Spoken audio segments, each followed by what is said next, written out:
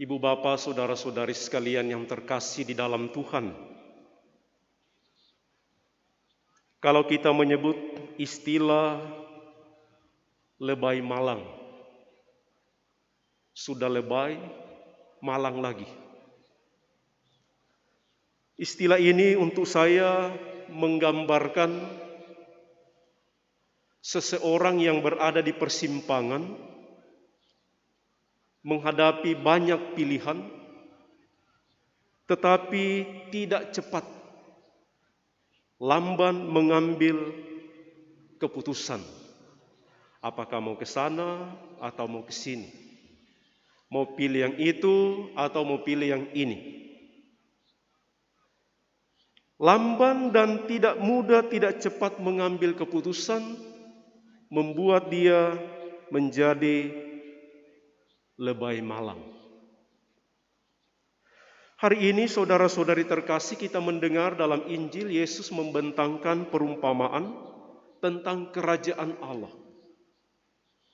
Diumpamakan sebagai harta yang berharga,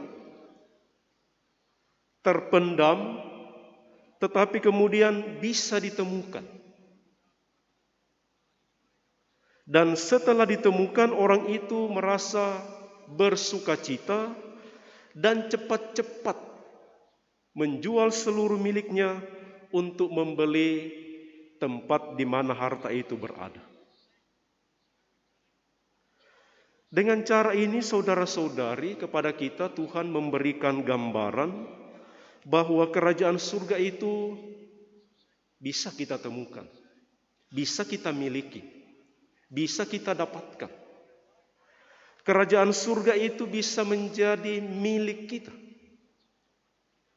Dan saya rasa itulah yang menjadi perjuangan kita, pergumulan kita. Persoalannya, apakah menemukan kerajaan Allah itu menjadi prioritas utama kita sebagai murid-murid Yesus? Bisa jadi ada orang-orang, ada murid-murid Yesus yang merasa menemukan kerajaan Allah bukan menjadi prioritas. Maka ia tidak akan mempunyai usaha yang besar, mempunyai usaha yang kreatif untuk menemukannya. Kalau kita mengingat seluruh perumpamaan sepanjang minggu ini tentang kerajaan Allah, di sana kita menemukan ada benih-benih yang mungkin jatuh di pinggir jalan, dipetik, diambil burung-burung, tidak bisa bertumbuh. Tidak ada kreatif untuk menumbuhkan benih itu. Tidak ada usaha untuk membuat supaya tanah yang berbatu-batu itu menjadi gembur. Maka itu saudara-saudari, kita membutuhkan usaha yang kreatif, penuh perjuangan ketika mau menemukan kerajaan surga. Kita semua murid-murid Yesus, pengikut Yesus, punya kerinduan, punya harapan, punya cita-cita mau masuk surga. Maka mari kita berusaha berjuang, ketika melihat di sana kita mengorbankan segala-galanya untuk menemukannya. Pertanyaan kedua yang penting kita renungkan adalah, setelah menemukan kerajaan itu, apakah kemudian menjadi milik kita sendiri? Unsur yang lain setelah menemukan adalah membuat kerajaan itu juga bisa ditemukan oleh yang lain. Mutiara yang indah kalau hanya disimpan